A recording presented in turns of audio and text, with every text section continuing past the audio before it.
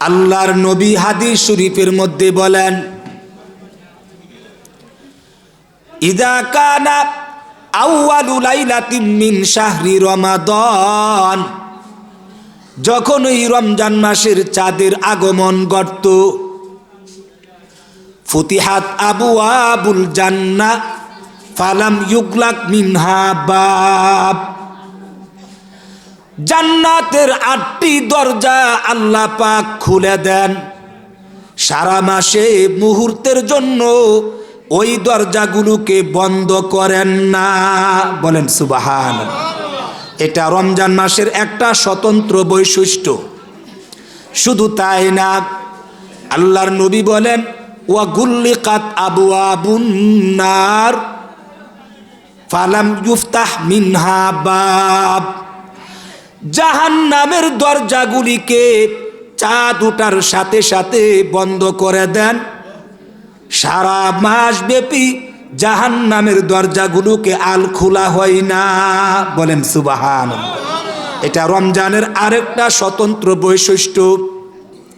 নবীজি বলেছেন, ওয়ালিল্লাহি উতাকাউ মিনান নার, রমজান মাস এমন মাস, রাত্রে দিনে রমজান মাসের ভিতরে অসংখ্য অগণিত মুসলমানকে, যারা সাময়িকের জন্য কিছুদিনের জন্য জাহান্নামে গিয়েছে, এমন পাপিষ্ট মুসলমানদেরকে রমজানের বরকতে প্রতি রাতে দিনে আল্লাহ পাক জান্নাতের মধ্যে ঢুকায়া দেন। বলেন সুবহানাল্লাহ।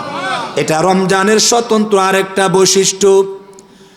আল্লাহর নবী রমজান মাসের গুরুত্ব কতটুকু, রমজান মাসের আগমনের আগেই সাহাবা একরামকে এইরকম ভাবে একত্রিত করতেন, জমা করে রমজানের ব্যাপারে সতর্ক করতেন, উদ্বুদ্ধ করতেন।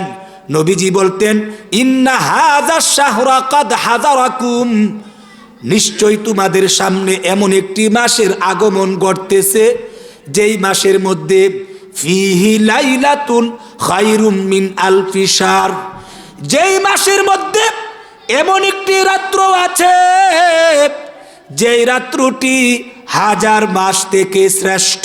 বলেন সুবহানাল্লাহ।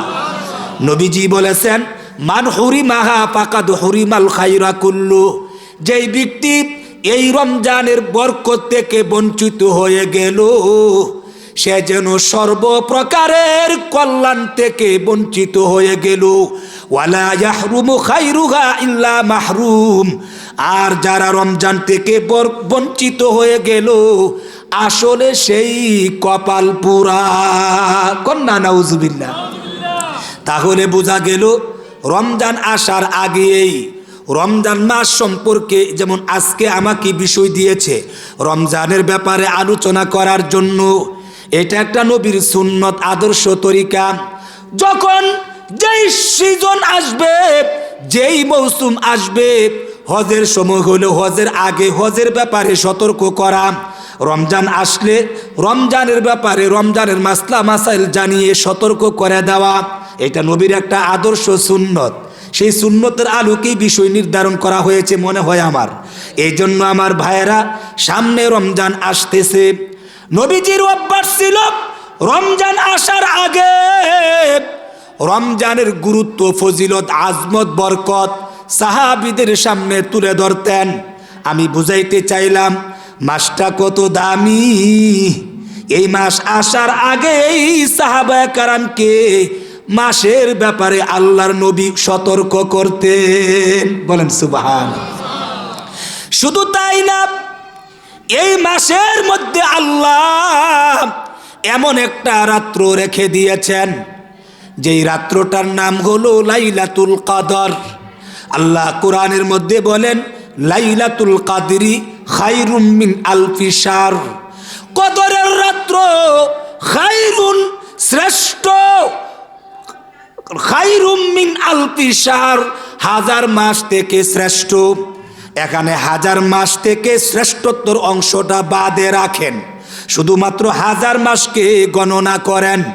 1000 মাসকে যদি গণনা করেন, তার গুণফল দাঁড়াবে 83 বছর 4 মাস তার চেয়েও বেশি পরিমাণ। অতএব বোঝা গেল তুমি যদি এই মাসের একটি রাত্র, যেই কোনো একদিন কদর রাত্র হবে রে উম্মত, তুমি যদি রমজান মাসে আমলে কাটাতে পারো, ভাগ্যক্রমে যদি কদর রাত্রটা পেয়ে যাও, আমি নবী ঘোষণা দিলাম, আল্লাহ কোরআনে জানিয়ে দিলেন 83 বছর 4 মাস তার চেয়েও বেশি পরিমাণ রাত্রে দিনে 24 ঘন্টা ইবাদত করলে যেই পরিমাণ সওয়াব হবে রে, তার চেয়েও বেশি পরিমাণ সওয়াব তোমার আমল নামার মধ্যে দেওয়া হবে।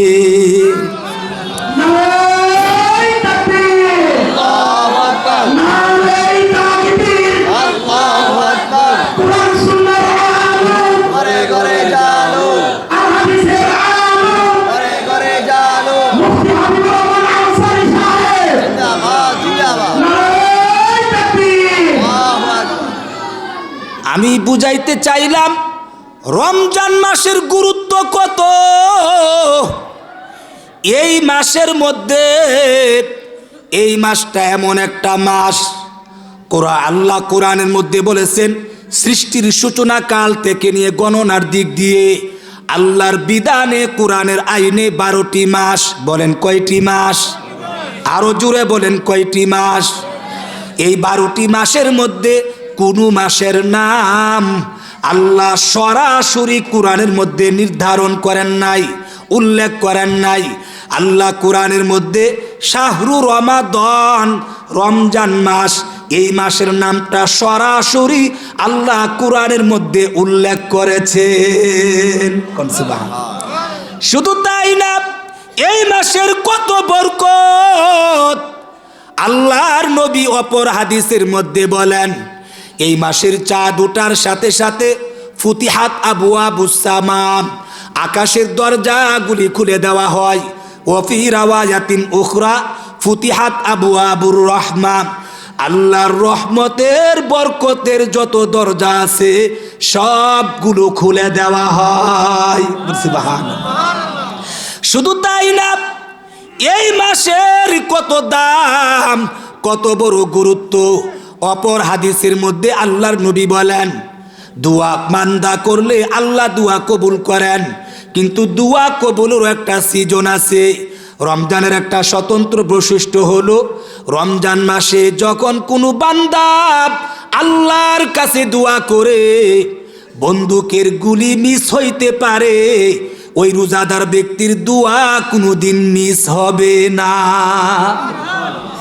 শুধু তাই না, এই মাসের এত গুরুত্ব, আল্লাহু আকবার।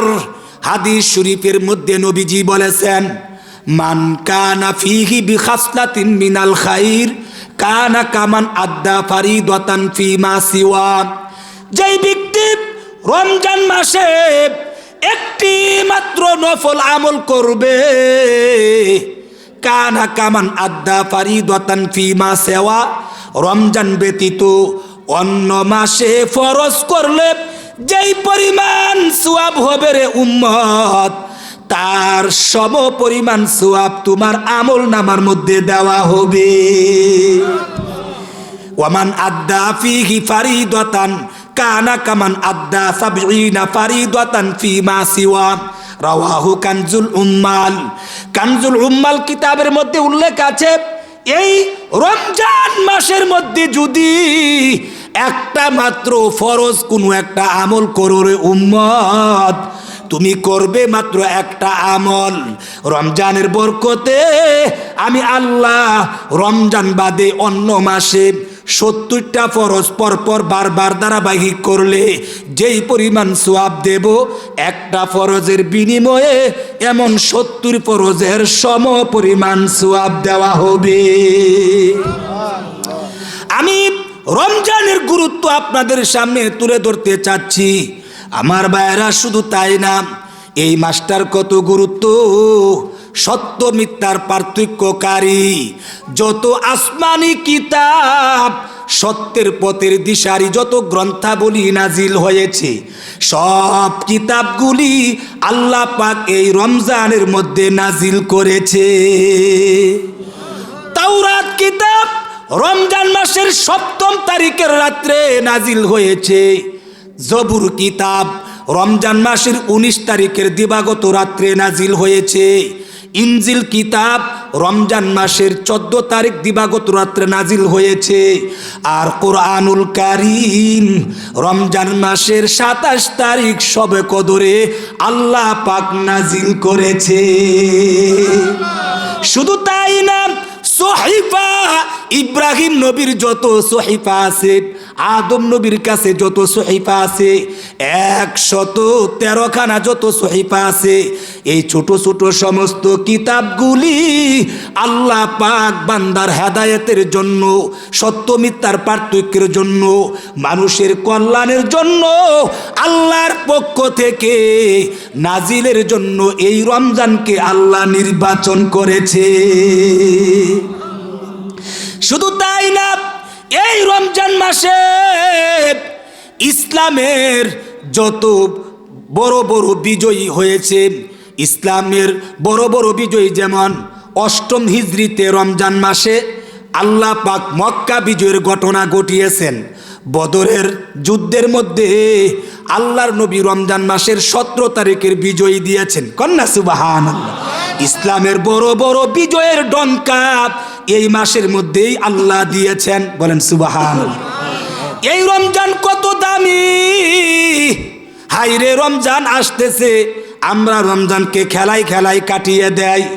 লক্ষ্য করে শুনুন, আরেক হাদিসের মধ্যে আল্লাহর নবী বলেন, একদিন যখন নবীজি রমজান মাসের মধ্যে মসজিদে নববীর মধ্যে জুমার দিবসের মধ্যে খুতবা দেওয়ার মুহূর্তে আল্লাহর নবী যখন প্রথম সিঁড়িতে উঠলেন, আমিন বললেন।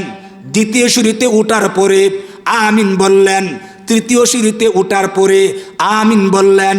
উপস্থিত সাহাবা একরাম বলেন, ওগো নবী, অতীতে বহুবার জুমার নামাজ পড়িয়েছেন, কোনোদিন তো আপনি আমিন আমিন বলেন নাই, আজকে কেন বললেন গো নবী? আমরা জানতে চাই। এবার নবীজি বলেন, সাহাবীরে, আমি যখন প্রথম সিঁড়িতে উঠলাম তখন জিব্রাইল আমার কানাকানি বলেছে, বাউদা মান যুকিরতু ইনদা ফালাম ইউসাল্লি আলাইকা। ওই ব্যক্তিটা ধ্বংস হয়ে যাক, ওই নারী পুরুষটা ধ্বংস হয়ে যাক, যার সামনে আপনি নবীর নাম উচ্চারিত হয়েছে। এই কপাল পোড়া জবান খুলে আপনার কৃতজ্ঞতা প্রকাশ করে নাই দুরূদ পড়িয়া, এমন কপাল পোড়া উম্মত ধ্বংস হয়ে যাক। নবীজি বলেছেন আমিন। আল্লাহ জিব্রাইলের এ বদুয়াটা তুমি কবুল করো। কন্যা নাউজুবিল্লাহ। আমি যখন দ্বিতীয় সিঁড়িতে উঠলাম, জিব্রাইল আমার কানাকানি বলেছেন, বাউদা মান আদরাকা আবাওয়াইহিল কিবারা আহাদাহুমা আও কিলাহুমা ফালাম ইউদখিলাহুল জান্নাতা কুলতু আমিন। আমি যখন দ্বিতীয় সিঁড়িতে উঠলাম, জিব্রাইল আমার কানাকানি বলল, ওগো নবী, যে উম্মত বৃদ্ধ পিতা মাতা পাইয়া তাদের খেদমত করিয়া, তাদের সন্তুষ্টি অর্জন করিয়া দুনিয়াতে জান্নাতের টিকিট বুকিং দিতে পারলো না, এমন সন্তানগুলাও ধ্বংস হয়ে যাক। জিব্রাইলের বদুয়াকে সমর্থন করে আমি নবী বলেছি আমিন, আল্লাহ তুমি কবুল করো। কন্যা নাউজুবিল্লাহ। তৃতীয় সিঁড়িতে ওঠার পরে জিব্রাইল আমার কানাকানি বলেছেন, বাউদা মান আদরাকা রমাদান। ওগো নবী, যেই ব্যক্তি রমজান মাস পাইল, রমজান পাইয়া ফালাম ইউগফারলাহ, তার গুনাহটা মাফ করাইতে পারলো না, ওই লোকটাও ধ্বংস হইয়া যাক। কুলতু আমিন। নবী বললেন, আমি তখন বলেছি আমিন, আল্লাহ জিব্রাইল বদুয়াকে কবুল করম। আমি বুঝাইতে চাইলাম, একটা কথাও আমি মুখস্থ বলতেছি না, হাদিস পড়তেছি, আপনাদেরকে শুনাইতেছি। আমার টঙ্কির ভাইয়েরা, মা বোনেরা, দিলের কান দিয়া শুনবেন, কত বড় দরদের কথা নবীজি বললেন। যেই ব্যক্তি রমজান শব্দটার অর্থ হলো রামিদায়ার মধু, অর্থ হলো জ্বালিয়ে দেওয়া, পুড়িয়ে দেওয়া। আরবি গ্রামারের শব্দ হলো ইন্নামা সুম্মিয়ার রামিদাম, অর্থাৎ এটাকে রমজান বলে নামকরণ করা হয়েছে ইয়ারমাদুজ্জুনুবা, যেহেতু রমজান মাস বান্দায়ের গুনাহগুলিকে পুরিয়া সারিয়া সারখার করিয়া দেয়, মানুষের গুনাহগুলিকে যেহেতু জ্বালিয়ে দেয়, এই জন্য আল্লাহ রমজানকে রমজান বলে নামকরণ করে দিয়েছে। আরো জুড়ে বলেন না সুবহানাল্লাহ। রমজান শব্দের অর্থই হলো জ্বালিয়ে দেওয়া, পুড়িয়ে দেওয়া। কে পুরাবে? রমজান মাসটা এ পুরাবে। কাকে পুরাবে? মানুষের গুনাহগুলিকে পুরাবে। তাহলে রমজান আইসই তো গুনাহ মাফ করাইবার জন্য, কিন্তু আপনি যদি গুনাহ মাফ না করাইতে পারেন, নবীজি বলেছেন ওই লোকটাও ধ্বংস হয়ে যাক। আমার ভাইয়েরা, বদদুয়া দিয়েছেন জিব্রাইল, নিষ্পাপ ফেরেশতা, যার দোয়া নিঃসন্দেহে কবুল। আর বদদুয়াটা দেওয়া হয়েছে মসজিদে নববীতে, জায়গাটাও দোয়া কবুলের জায়গা। সময়টা হলো রমজান মাস। রমজান মাসে দোয়া এমনি কবুল হয়ে যায়। মুহূর্তটা হলো খুতবার সময়ে, খুতবার সময়ে এমনি দোয়া কবুল হয়। বদদুয়াকে সমর্থন করেছেন আপনার নবী, আমার নবী, নবী আরবি মুহাম্মদুর রাসূলুল্লাহ। সবাই দুরূদ পড়েন সাল্লাল্লাহু আলাইহি ওয়াসাল্লাম। তাহলে বোঝা গেল এই রমজান পাইয়া আসলেই যারা আমরা গুনাহ মাফ করাইতে পারবো না, আমাদের কপাল ভালো না খারাপ? আরো জোরে বলেন, ভালো না খারাপ? এতক্ষণের আলোচনায় আমি কি বুঝাইতে চাইলাম? রমজান যে সামনে আসতেছে, এই রমজানের গুরুত্ব আছে নাকি নাই? আমার ভাইয়েরা, এই রমজান মাসের মধ্যে আমাদের জন্য কি করতে হবে মনে রাখবেন, জেনে রাখবেন। এই রমজানকে উপলক্ষে আল্লাহ 3টা ইবাদত আমাদেরকে স্বতন্ত্র দিয়েছেন। কয়টা ইবাদত জুড়ে বলেন? আরো জুড়ে বলেন, কয়টা? রমজান মাসটা চলে গেলে এই ইবাদতগুলি আর করতে পারবেন না, করলেও আর ইবাদত বলে গণ্য হবে না। 3টা ইবাদত কি জানা দরকার আছে নাকি নাই? রমজান মাসকে কেন্দ্র করে, রমজান উপলক্ষে আল্লাহ 3টা ইবাদত আমাদেরকে দিয়েছে। এই 3টা ইবাদত করা লাগবে। এর মধ্যে একটা ইবাদত হলো রমজান মাসের দিনের বেলায় অবশ্যই তোমাদেরকে রোজা রাখতে হবে। 2 নম্বর আমল হলো রমজান মাসের রাতের বেলায় অবশ্যই তোমাদেরকে তারাবিহের নামাজ পড়তে হবে। 3 নম্বর হলো রমজান মাসের শেষের দশকে তোমাদেরকে ইতিকাফের মধ্যে বসতে হবে। এই 3টা আমল রমজান মাসেই করা লাগবে। আপনি যদি রমজানের রোজা রমজানের মধ্যে না রাখেন, তাহলে আপনার আর রোজা রাখার কোনো নিয়ম নাই। পরে যদি রাখেনও, এই রোজা রাখার দ্বারা রমজানের রোজার হক আদায় হবে। আরো জোরে বলেন, আদায় হবে। 2 নম্বর হলো রমজান মাসের রাতের বেলায় তারাবিহের নামাজ পড়তে হবে। রমজান চলে গেলে তারাবির আর কাজার কোনো সিস্টেম নাই, এটা পড়ার আর আদায়ের সিস্টেম নাই। রমজান মাসেরটা রমজানের ভিতরেই পড়া লাগবে, ঠিক না বেঠিক? 3 নম্বর হলো রমজান মাসের 20 তারিখে সূর্য ডুবার আগে আগে ইতিকাফের নিয়তে মসজিদে ঢুকে যাবে। মা বোনেরা ইবাদতের স্থানের মধ্যে বসে যাবে। আর শাওয়ালের চাঁদ উঠার পরে মাগরিবের নামাজ শেষ করিয়া ওই মসজিদ থেকে ইতিকাফের জায়গা থেকে বের হবে। এই 10 দিনের জন্য ইতিকাফের নিয়তে তোমাকে অবস্থান করতে হবে। এটা রমজানের শেষের দশকেই করতে হবে। রমজান চলে গেলে এই সুন্নতে মুআক্কাদা আলাল কিফায়ার ইতিকাফ আর করাও সম্ভব হবে না। আমি বুঝাইতে চাইলাম রমজান উপলক্ষে ইবাদত আমাদেরকে কয়টা দিয়েছেন জুড়ে বলেন? আরো আমার ভাষা বুঝেননি আপনারা? কয়টা দিয়েছেন? 3টা। কয়টা? 1 নাম্বার রমজানের রোজা রাখার কথা বলেছেন। আমার ভাইয়েরা, রোজা কাকে বলে? রোজা এটা ফার্সি শব্দ, আরবিতে বলা হয় সিয়াম। এর আবিধানিক অর্থ হলো বিরত থাকা, বিরত থাকা।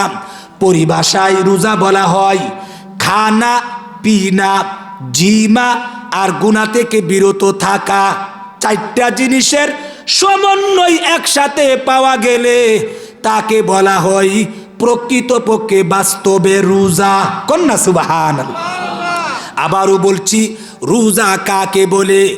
খানা অর্থাৎ রমজান মাসে দিনের বেলায় শরীয়ত সম্মত কারণ ছাড়া খাওয়া যাবে না, অর্থাৎ রমজান মাসে দিনের বেলায় খানা সর্বপ্রকারের খাওয়া দাওয়া থেকে বিরত থাকা, পিনা সর্বপ্রকারের পানীয় বস্তু থেকে পান করা থেকে বিরত থাকা, জিমা স্বামী স্ত্রী নারী পুরুষ শারীরিক সম্পর্ক করা থেকে বিরত থাকা রোজার নিয়তে, আর সর্বপ্রকারের গুনাহ থেকে বিরত থাকা। এই চারটা জিনিসের মাধ্যমে রমজান মাসের দিনের বেলায় রোজা রাখার নিয়তে আল্লাহর সন্তুষ্টির জন্য এই চারটা থেকে যদি বিরত থাকেন, কোরআন সুন্নাহর ভাষায় বলে এটাকেই বলে রোজা। কন্যা সুবহানাল্লাহ। এই যে কাজটার কথা আল্লাহ বলেছেন, আল্লাহ কোরআনের মধ্যে বলেন ইয়া আইয়ুহাল্লাযীনা আমানু, আল্লাহ বলেন হে ঈমানদার বান্দাগণ। এবার বুঝে থাকলে বলুন, আমরা যারা এখানের মধ্যে আছি আমরা ঈমানদার নাকি বেঈমান? আরো জোরে বলেন নাকি, সাহস নিয়ে বলেন না, ঈমানদার নাকি বেঈমান? তাইলে বুঝতে হবে আল্লাহ যে ডাকটা দিয়েছেন ইয়া আইয়ুহাল্লাযীনা আমানু, আদর করে মোহাব্বত করে, ও ঈমানদার বান্দারা, কেমন যেন আমাকে আপনাকে আল্লাহ ডাক দিয়ে বলতেছেন। কন্যা সুবহানাল্লাহ। আল্লাহ বলেন ও টঙ্কির নারী পুরুষ, ও টঙ্কির নারী পুরুষ, আমার ঈমানদার বান্দা বান্দি, শুনো শুনো, কুতিবা আলাইকুমুস সিয়াম, আমি আল্লাহ তোমাদের উপরে রোজাকে বিধিবদ্ধ করেছি, ফরজ হিসাবে সাব্যস্ত করেছি, অলঙ্ঘনীয় বিধান হিসাবে ধার্য করেছি। শুনো শুনো, নতুন কোনো বিষয় না। এই রোজা শুধুমাত্র তোমাদের উপরে আমি আল্লাহ দেয় নাই, কামা কুতিবা আলাল্লাযীনা মিন ক্বাবলিকুম। ওরে টঙ্কির নারী পুরুষ শুনো, আল্লাহ বলেন তুমি ঘাবড়ায়ও না, পেরেশানি করিও না, তুমি ভাবিও না যে তোমাকে শুধু বলছি রোজা রাখার কথা। না না না, তোমার পূর্বে আদম থেকে নিয়ে ঈসা নবী পর্যন্ত সমস্ত নবীদের শরীয়তে এই রোজার বিধান আমি আল্লাহ দিয়েছি। কন্যা সুবহানাল্লাহ। আল্লাহ বলেন কেন এই রোজার বিধানটা আমি দিলাম?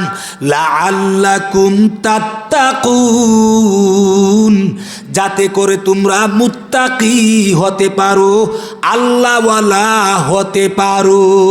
কন্যা সুবহানাল্লাহ।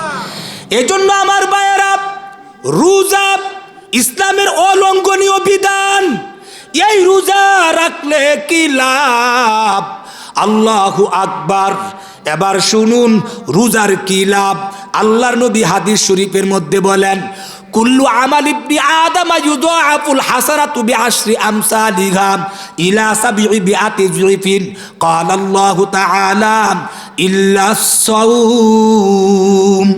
নবীজি বলেছেন ওরে উম্মত, খানা পিনা জিমা গুনাহ থেকে রমজান মাসে, তাও আবার সারা মাস না, দিনের বেলায় রাত্রের বেলা না, আপনাকে আল্লাহ বলেছেন শুধু চারটা কাজ, খাওয়া দাওয়া থেকে, পান করা থেকে, স্ত্রীর সাথে সঙ্গম করা থেকে, আর সর্বপ্রকারের গালিগুলোস, অশালীন কথাবার্তা, বেহুদা কথাবার্তা, গুনার কাছ থেকে বিরত থাকিয়া এই চার জিনিসের সমন্বয়ে তোমরা রোজা রাখবে।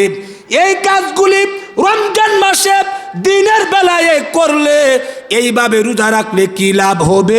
আল্লাহর নবী বলেন, 1 নম্বর লাভ হলো অন্য ইবাদতের যে সওয়াব আল্লাহ পরিমাণ করে করে দেয়, গনে গনে দেয়। আমার কথা বুঝিননি? রোজা, নামাজ পড়লে, হজ করলে, যাকাত দিলে, আরো যত ইবাদত আছে এইগুলো করলে অন্যান্য ইবাদতের সওয়াব আল্লাহ হিসাব করে করে দেয়, পরিমাণ মতো দেয়। যেমন কোরআনের মধ্যে আছে, যদি কোনো ব্যক্তি কোরআনের একটা অক্ষর তেলাওয়াত করে, মান ক্বারা হারফাম মিন কিতাবিল্লাহ, যেই ব্যক্তি কোরআনের মাত্র একটা অক্ষর তেলাওয়াত করবে, আল্লাহর নবী বলেন ফালাহু হাসানা, তার জন্য একটা নেকি দেওয়া হবে। ওয়াল হাসানাতু বিআশরি আমসালিহা, আর একের বিনিময়ে আল্লাহ তাকে 10টা নেকি দিবে। নবীজি বলেন লা আকুলু আলিফ লাম মিম হারফুন।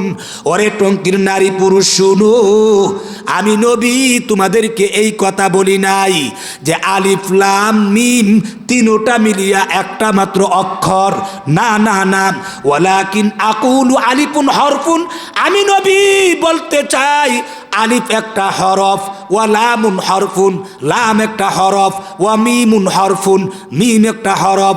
অতএব কেউ যদি পড়ে আলিফ লাম মিম, আলিফ লাম মিম 3টা অক্ষর পড়লো, পড়তে দেরি হবে 3 10 30টা নেকি আল্লাহ তোমার আমল নামার মধ্যে দিয়া দিবে। আমার ভাইরা, আলিফ লাম মিম এটা কোন শব্দ? হরফে মুকাত্তাআত, যেই শব্দের কোনো অর্থ জানা নাই, আল্লাহ ছাড়া তার অর্থ কেউ জানে না, আরো কেউ জানে না। নবীজি বলেছেন অর্থ ছাড়া আলিফ লাম মিমের কোনো অর্থ নাই। এরপরও বলেছেন তুমি যদি পড়ো আলিফ লাম মিম, প্রতি হরফে 10টা করে নেকি দেবে, 3টা পড়লে 3 10 30টা সওয়াব পেয়ে যাবে। তাহলে বোঝা গেল কোরআন তেলাওয়াতের বিনিময়ে প্রতি হরফে 10টা নেকি দেওয়া হয়। আর যদি আপনি কোনো টাকা পয়সা দান করেন আল্লাহর রাস্তায়, আল্লাহ বলেন 700 গুণ পর্যন্ত বাড়িয়ে দেওয়া হয়। অর্থাৎ নিচে 10 উপরে 700, একটা পরিমাণ আল্লাহ উল্লেখ করেছেন। আল্লাহ বলেন বান্দা বান্দি, রোজা কেমন ইবাদত, তুমি যদি রোজা রাখতে পারো আমি পরিমাণ মতো করে দেব না, গনে গনে সংখ্যা পাতে দেব না। আল্লাহ বলেন ইন্নামা ইউয়াফাস সাবিরুনা আজরাহুম বিগাইরি হিসাব। আল্লাহ বলেন রোজা হুয়া শাহরুস সবর, রোজা হলো সবরের মাস। রোজা কেমন সবর? আল্লাহ বলেন নতুন তুমি বিয়ে করেছো, আলগা করে নতুন স্ত্রী নিয়ে তুমি ঢুকে পড়েছো রমজান মাসের দিনের বেলায়, তোমার বড় ইচ্ছা করেছে এনজয় করার জন্য, কিন্তু আমি আল্লাহর ভয়ে তুমি যে ত্যাগটা স্বীকার করেছো, সবরের পরিচয় দিয়েছো, এইটার জন্য আমি তোমাকে এই পুরস্কার দেব। শুধু তাই না, প্রচন্ড ত্রাপ দাগে হাড় ভাঙ্গা পরিশ্রম করেছো, টিউবওয়েল তুমি চাপ দিয়েছো, ঠান্ডা পানি তুমি কুলি করেছো, একটা চিন্তায় মাথায় ঢুকেছে আমি তো রোজাদার, আমি পান করব না।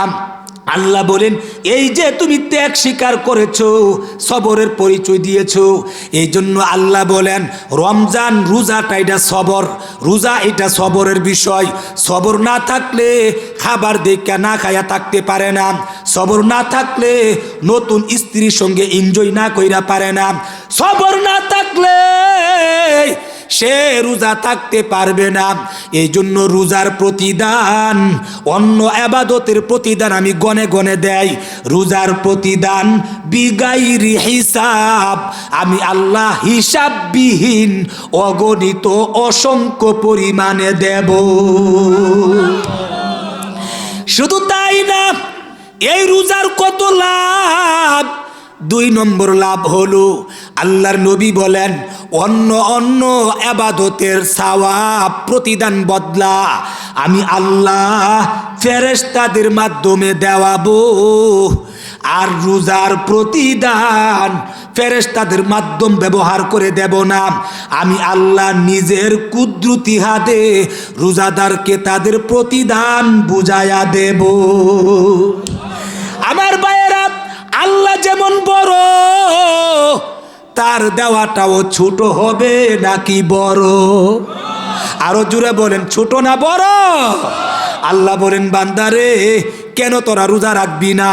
জানুস নি রোজার কত লাভ?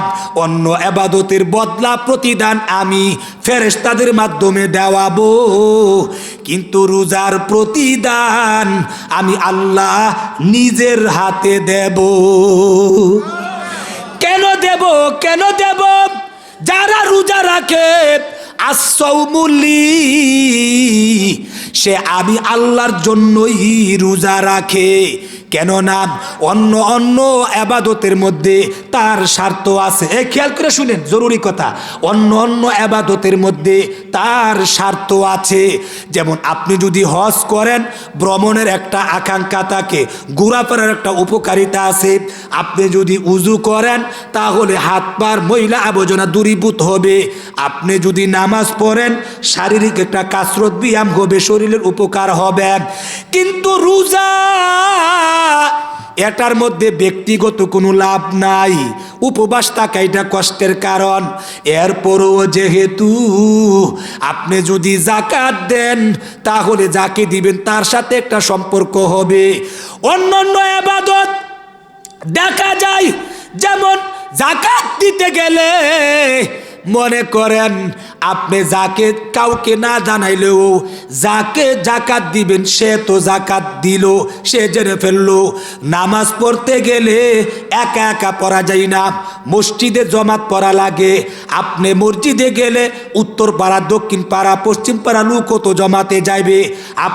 আপনি যে নামাজি তারা তো দেখা ফেলবে, জানাজানি হয়ে যাবে। হজ করতে গেলে টঙ্কি গ্রামে হজ করলে হবে না, মক্কাতে যেতে হবে। আরো লোক তো মক্কাতে যাবে, ওইখানে দেখা হয়ে যাবে। আল্লাহ বুঝাইতে চাইলেন, বান্দারে অন্য অন্য ইবাদতের মধ্যে জানাজানি হয়ে যায়, লোক দেখানোর সম্ভাবনা থাকে। অন্য অন্য ইবাদতের মধ্যে মানুষের দুনিয়াবিও উপকারিতা আছে। কিন্তু রোজা এমন একটা ইবাদত যে রোজাদার তার শরীরে লেখা থাকে না, যতক্ষণ সে না বলবে লাইসা ফি সিয়ামি রিয়াউন, রোজার মধ্যে কোনো লোক দেখানোর প্রবণতা নাই, এটা যতক্ষণ না বলবে কেউ বুঝতে পারবে না। অতএব পানির নিচে ডুব দিয়ে সে পানি পান করতে পারত, দরজা বাড়ি লাগিয়ে ঘরের মধ্যে পান করতে পারত, কেউ তো জানতো না। এত কিছুর পরেও যেহেতু লোকটা খানা পিনা জিমা এই কাজগুলি করে নাই, বোঝা গেল আসসাউমুলি, মূলত সে আমাকে সন্তুষ্টির জন্যই রোজা রেখেছে। এই জন্য আল্লাহ বলেন, বান্দা বান্দি যেহেতু আমার জন্যই রোজাটা রেখেছে, অন্য অন্য ইবাদত তো আমার জন্যই করে, কিন্তু রোজাটাও আমার জন্য করে। অন্যগুলার মধ্যে দেখানোর সম্ভাবনা থাকে, নিজের দুনিয়াবি স্বার্থ থাকে, কিন্তু রোজার মধ্যে দেখাইবার কোনো সিস্টেম নাই, স্বার্থ নাই। এরপরও যেহেতু রাখছে, বোঝা গেল আমার জন্যই রাখছে। এই জন্য আমিও ওয়াদা দিলাম, রোজার বদলা প্রতিদান ফেরেশতা ব্যবহার করব না, আমি আল্লাহ নিজের কুদরতি হাতে রোজাদারের প্রতিদান বুঝায়া দেব। আমার ভাইয়েরা, রোজার আরেকটি লাভ, মান সামা রমাদান, যেই ব্যক্তি রমজানের রোজা রাখবে ঈমানাও ওয়া ইহতিসাবা, নবীজি বলেছেন ঈমানের সাথে গুরুত্ব সহকারে মাসআলা অনুযায়ী শুদ্ধভাবে রোজা যদি রাখে, নবীজি বলেছেন রোজাটা রাখতে দেরি হবে, গুফিরা লাহু মা তাকাদ্দামা মিন যামবি, অতীত জীবনের যত গুনাহ করেছে রোজা রাখার কারণে সঙ্গে সঙ্গে আল্লাহ মাফ করে দিবে, গুনাহও তো মাফ হয়ে যাবে। তিনটা লাভ বললাম, রোজা রাখলে আরেকটা লাভ নবীজি বলেছেন। কি বলেছেন? আসিয়াম ওয়াল কুরআন, কিয়ামতের দিবসে পিতা সন্তানের খবর নিবে না, স্বামী তার স্ত্রীর খবর নিবে না, কেউ কারো কোনো খবর নিবে না। এমন মুহূর্তের মধ্যে রোজা আসিয়ামু, রোজা দাঁড়িয়ে যাবে আল্লাহর আদালতে। কন্যা সুবহানাল্লাহ। রোজা দাঁড়িয়ে যাবে, দাঁড়িয়ে বলবে রব্বি, ও আমার রব, ইন্নী মানাতুহু তুআমা ওয়াশ-শারাবা ওয়াল জিমাআ বিন-নাহার ফাশাফিনি ফি ফায়ুশাফাউ। রোজা বলবে আল্লাহ, আমি রোজা এ দিনের বেলায় তোমার এই বান্দা বান্দিটাকে খাওয়া দাওয়া থেকে, পান করা থেকে, বৈধ স্ত্রীর সাথে আনন্দ করা থেকে আমি রোজায় তাকে বিরত রেখেছি।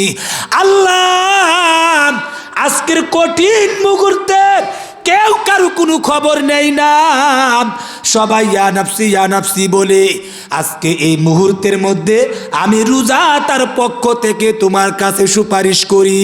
আল্লাহ, তুমি তাকে মাফ করে দাও। ফায়ুশাফাউ।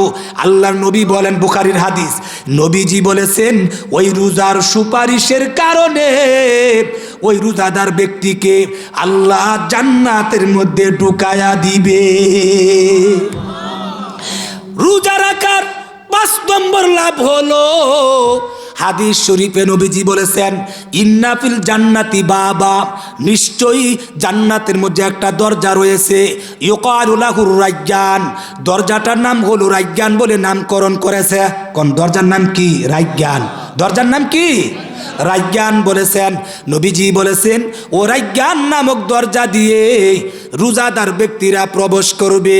রোজাদারকে বলা হবে ইউকালু আইনা সাইমুন, কোথায় রোজাদার ব্যক্তিরা, কোথায় রোজাদার ব্যক্তিরা? এবার রোজাদার ব্যক্তিরা এই দরজা দিয়ে জান্নাতের মধ্যে প্রবেশ করবে। ফাইদা দাখালা আখিরুহুম, যখন রোজাদার ব্যক্তির সর্বশেষ ব্যক্তি ওই দরজা দিয়ে প্রবেশ করবে, উগুলিকা, সঙ্গে সঙ্গে আল্লাহ ওই দরজাটাকে বন্ধ করে দিবে। আমার ভাইয়েরা, জান্নাতে ঢোকার অনেকগুলি রাস্তা আছে, অনেকগুলি দরজা আছে। এর মধ্যে একটা দরজার নাম হলো রায়্যান। এটা হলো প্রধান ফটক, প্রধান শাহী গেট, বড় গেট। এই গেটের সামনে দিয়ে আল্লাহ পাক লাল গালিচার সংবর্ধনা দিবে, আর বাহির থাকতেই আল্লাহ ডাকবেন কুদরতি ভাষা দিয়ে, ইউকালু আইনা সাইমুন, কোথায় রোজাদার, কোথায় রোজাদার, ও রোজাদার কোথায় তোমরা? তোমরা সবাই এই প্রধান গেট দিয়া লাল গালিচার সংবর্ধনা নিতে নিতে তোমরা জান্নাতে প্রবেশ করো। রোজাদার ব্যক্তির সর্বশেষ ব্যক্তি যখন প্রবেশ করে সারবে, নবীজি বলেছেন উগুলিকা, ওই দরজাটাকে বন্ধ করে দেওয়া হবে, আর পৃথিবীর কোনো ব্যক্তি এই দরজা দিয়ে জান্নাতে প্রবেশ করতে পারবে না। রোজাদার ব্যক্তিকে এত বড় সম্মান দিবে।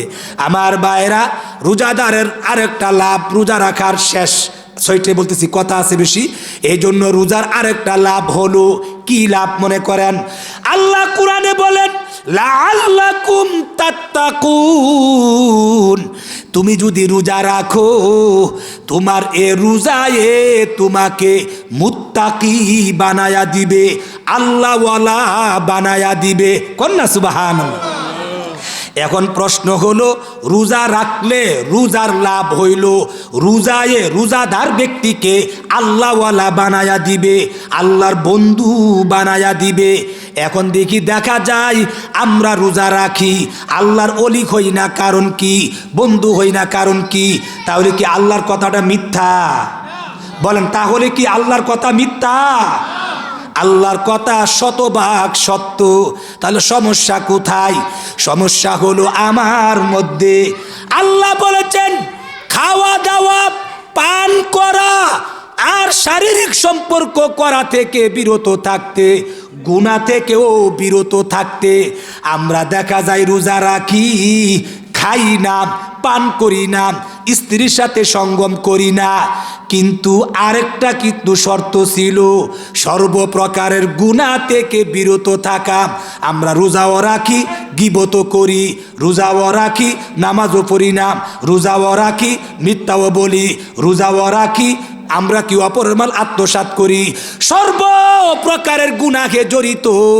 অথচ আল্লাহ বলেন, বান্দারে রোজার মধ্যে যে আমি জিনিসগুলা দিলাম, একটু বিবেক খাটাও, চিন্তা করো, ভাবো, কল্পনার জগতে হারিয়ে যাও। বিষয়টা কি? অর্থাৎ খাওয়া দাওয়া, পান করা, স্ত্রীর সাথে সঙ্গম করা, মূলত বাস্তবে হাকিকতে কাজগুলা মূলত জায়েজ, কাজগুলা মূলত কি? উমা কন্যা, খাওয়া দাওয়া কাজটা হালাল না হারাম? হালাল। পান করা এটা হালাল না হারাম? হালাল। আপনার স্ত্রীর সাথে আনন্দ করবেন, এটা হালাল না হারাম? হালাল। আল্লাহ বলেন কাজগুলো মূলত হালাল, কিন্তু আমি আল্লাহ রমজান মাসের মধ্যে দিনের বেলার জন্য হারাম করেছি।